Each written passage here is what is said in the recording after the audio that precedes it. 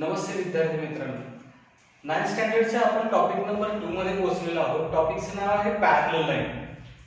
Parallel line मध्ये आतापर्यंत आपण प्रॅक्टिस सेट 2.1 आणि प्रॅक्टिस सेट 2.2 मध्ये क्वेश्चन नंबर 2 पर्यंतचा सेक्शन आधी बघितला होता. आज आपण बघणार आहे क्वेश्चन नंबर 3. बघा क्वेश्चन नंबर 3 काय दिलेला आहे. Question number 3 in figure 2.20. मी तुमच्यासाठी इथं रफ मध्ये फिगर काढलेले आहे. 2.20 if angle A and angle B are congruent, angle A and angle B are congruent and angle X and angle Y are congruent, then prove that line L and line N are parallel line. Okay, आपल्याला proof करायचं आहे line line L and line N are parallel line. मी तुम्हाला circle करून दाखवलेले आहेत. हे to line आपल्याला parallel आहेत हे प्रूफ करायचं आहे. कसं प्रूफ करता येऊ शकते? ठीक आहे, जे पहिले आपल्याला गिवन दिलेलं आहे ते बघा काय दिलेलं आहे. Angle A congruent angle B हे गिवन आहे. हे कसले अँगल आहे? अँगल A आणि अँगल B हे कॉन्ग्रुएंट आहे. कसले अँगल आहे? They both are corresponding angle. But angle A angle B इथं हे गिवन होतं. हे काय होतं? गिवन होतं. But angle A and angle B are corresponding angle.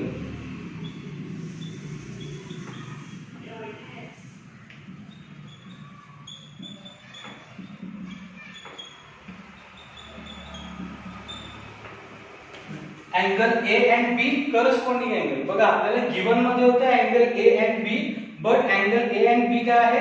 Corresponding angle आहे. जर हे करस्पॉन्डिंग अँगल कॉन्ग्रुएंट असतील, दिलेलं आहे ना आपल्याकडे, कॉन्ग्रुएंट असतील तर line L and M parallel असणार आहे. So that line L parallel line M हे टू अँगल कॉन्ग्रुएंट आहेत म्हणून. मग कोणती टेस्ट असणार आहे? Corresponding angle test. करस्पॉन्डिंग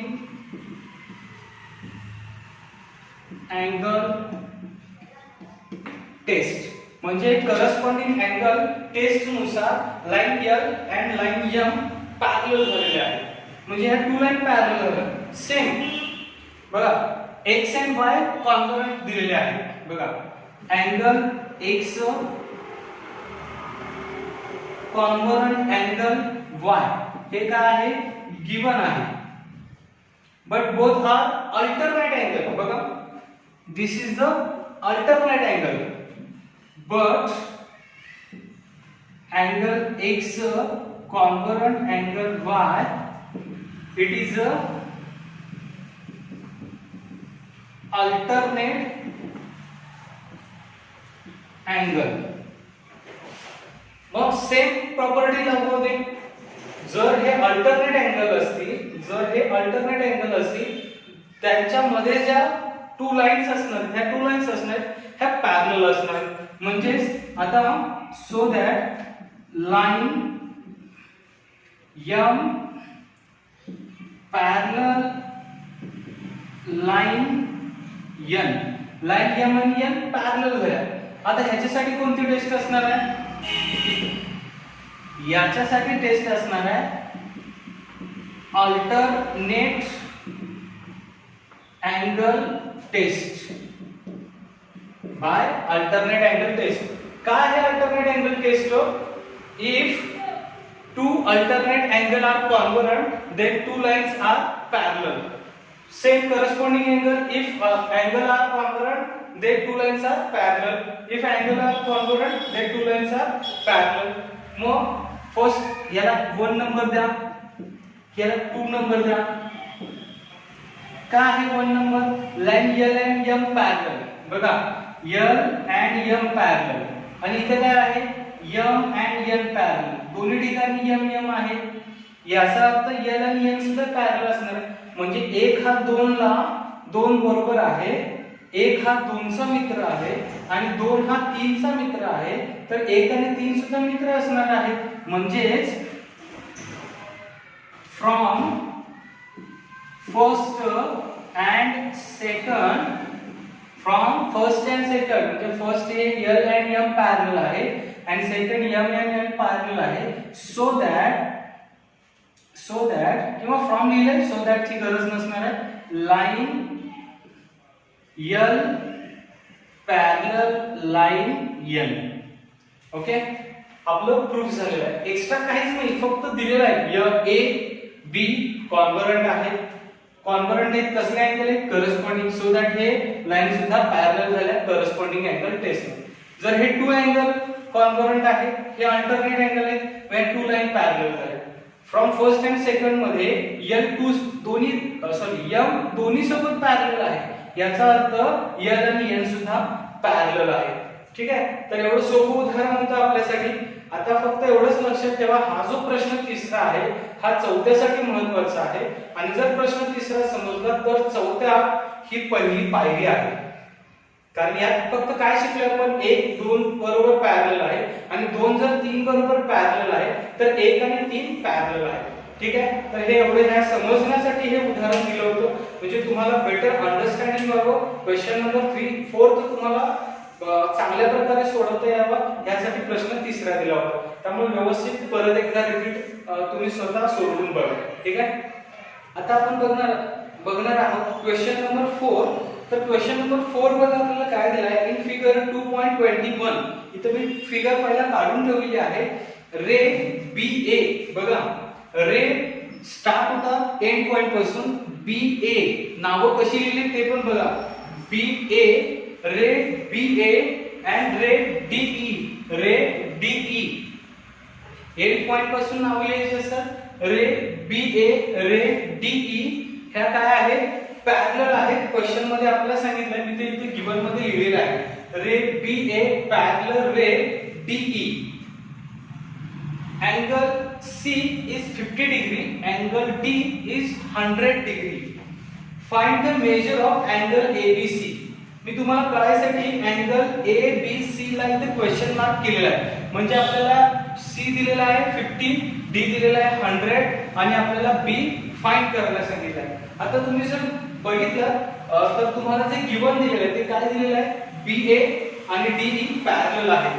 ठीक आहे, तर मग आपण खाली जर हिंट बघितलं तर हिंट मध्ये बघा, draw a line passing through point C.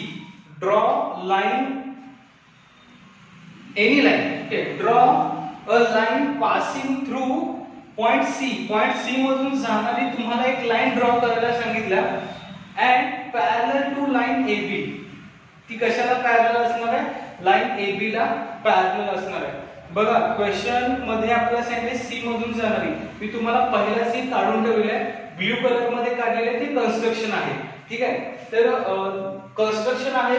त्यामुळे आता रे आपल्याला पॅरलल काढायला सांगितलं. रे PQ पॅरलल, इथं कन्स्ट्रक्शन घ्या.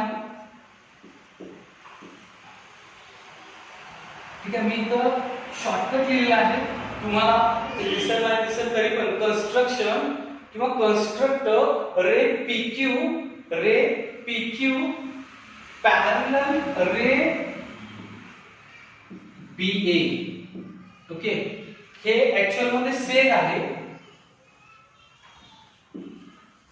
सेग PQ आपण जे सेगमेंट काढलेला आहे, ठीक आहे, जे सेग काढलेले आहे ती PQ आहे. ती काय आहे, BA. रे BA ला पॅरलल आहे. आपल्याला हिंट मध्ये दिले, हिंट याचाच अर्थ कन्स्ट्रक्शन. लक्षात ठेवा, कन्फ्युजन होण्यापेक्षा जे कन्स्ट्रक्शन आहे तेच आपली हिंट आहे. म्हणजे काय केलेलं आपल्याला काय सांगितले, BA आणि PQ पॅरलल आहे म्हणजे कन्स्ट्रक्शन आहे.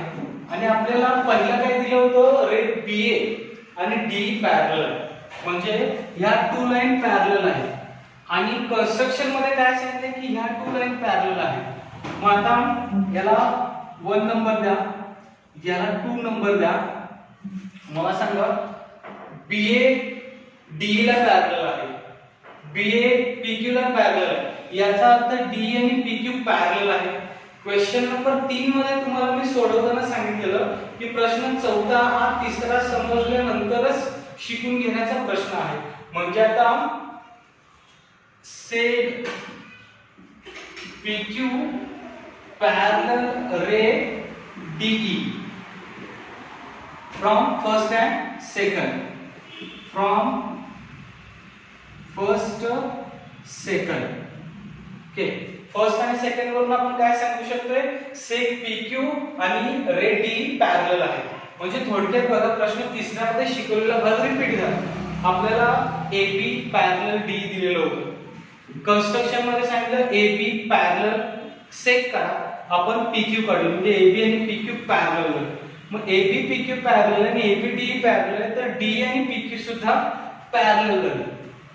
जर हे टू लाईन पॅरलल असतील तर त्यांच्यामध्ये टू अल्टरनेट अँगल तयार झाले. बघा, DEC हा एक अँगल आहे आणि DCP हा एक अँगल आहे, म्हणजे टू अल्टरनेट अँगल तयार झाले. जर ह्या सेगमेंट पॅरलल असतील, ह्या जर ही सेगमेंट आणि हे रे पॅरलल असेल, त्याला सुद्धा आपण काय करूया, 3 नंबर देऊया. जर ह्या सेगमेंट ह्या टू लाईन्स पॅरलल असतील तर त्यांच्यामध्ये अल्टरनेट अँगल तयार झाले. सो दॅट अँगल EDC, ठीक आहे, angle EDC convergent angle DCP, आणि हे कसले अँगल आहे, अल्टरनेट अँगल. म्हणजे या टू लाईन पॅरलल आहेत आणि म्हणून हे अल्टरनेट अँगल कॉन्व्हर्जंट आहे. म्हणजे alternate angle test, alternate angle test. Okay, आणखी काय कारण देता येऊ शकते, from third alternate angle test त्यांना अप्लाइड झाली. म्हणजे हे अप्लाइड आहे ह्याच्यासाठी. म्हणजे EDC आणि DCP कॉन्व्हर्ट का झाले, कारण ह्या टू रे काय आहेत, पॅरलल आहेत. म्हणजे दोन रेषा एकमेकींना समांतर असतील आणि त्यांची छेदिका असेल तर हे अल्टरनेट अँगल तयार झाले, आणि सेम ते अल्टरनेट अँगल तिथं तयार झालेले आहे. ठीक आहे, मग हे टू अल्टरनेट अँगल असतील तर आपल्याला EDC चं मेजरमेंट दिलेलं आहे. EDC इज इक्वल टू 100 दिलेला आहे. EDC 100 दिलेला आहे. But EDC is equal to 100, so angle DCP is equal to 100. बघा, लक्षात ठेवा, जर EDC 100 आहे, आपल्याला फक्त D 100 दिले, D 100 याचाच अर्थ अँगल EDC 100 असेल तर DCP सुद्धा 100 झाला.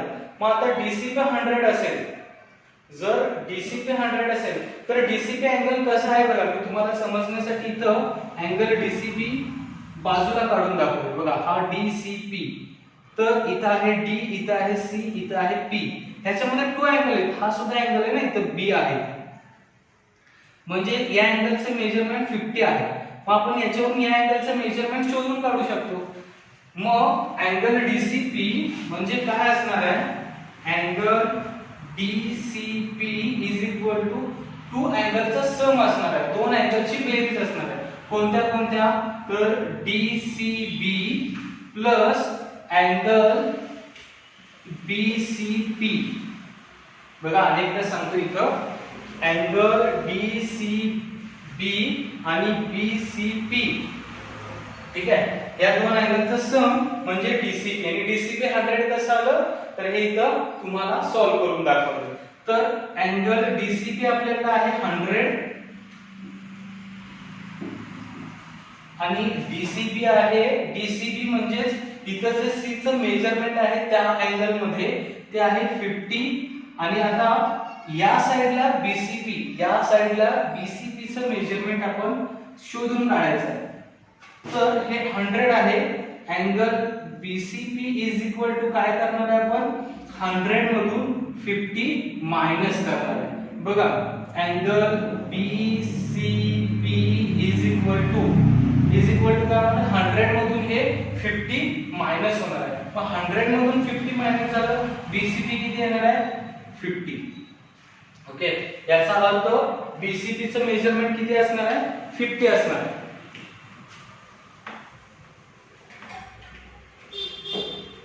बघा आता या अँगलचं मेजरमेंट जे आहे ते 50 डिग्री आहे. आपल्याला फाइंड काय करायचं आहे एबीसी. ओके, आपल्याला गिवन मध्ये सेकंड नंबरला काय सांगितले PQ आणि BA हे सुद्धा पॅरलल आहेत, म्हणजे BC आणि AB हे पॅरलल आहेत. म्हणजे सेग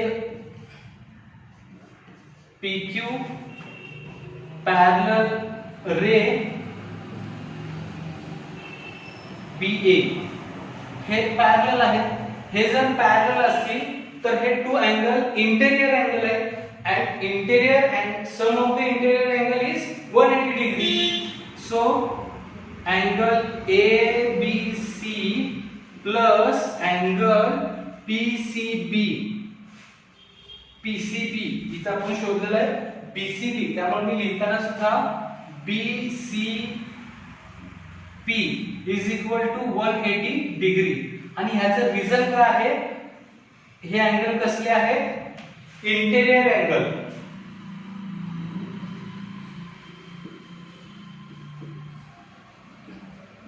इंटेरियर अँगल आणि इंटेरियर अँगल टेस्ट. त्या टेस्ट नुसार यांचा सम काय असणार आहे 180 डिग्री असणार आहे. आता एक बघा यांचा अँगल 180 डिग्री आलेला आहे, म्हणजे सॉरी सम ऑफ 180 डिग्री आले का, हे इंटेरियर अँगल आहेत, अंतर कोण आहेत आणि त्यांची बेरीज 180 येणार आहे का, तर हे टू लाईन्स या पॅरलल आहेत, म्हणजे त्यांचा सम 180 यायला पाहिजे. मग आता अँगल ABC आपल्याला फाइंड करायचा आहे.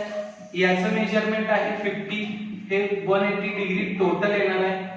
तर अँगल ABC फाइंड करायला आपल्याला काय करायला लागणार आहे 180 मधून 50 मायनस करायला लागणार.